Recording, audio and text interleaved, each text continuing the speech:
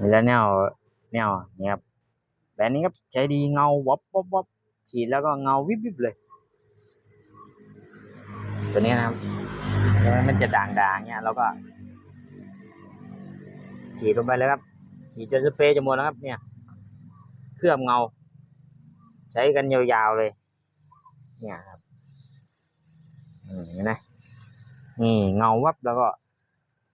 ถ้าเราเห็นว่ามันไอ้นั่นเราก็ผ้าเช็ดนิดนึงก็โอ้ยโอเคเลยใช้ได้เลยนะครับนี่ครับโอ้โหมันยังเงาฉ่ำขึ้นมาทันทีเลยเดี๋ยวก็เช็ดตรงนี้นะครับ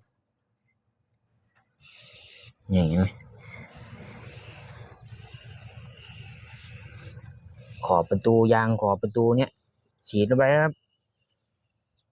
เงาช่ำๆเลยนี่ครับปักตะกร้ามาให้แล้วนะครับจัดได้เลยนะครับของดี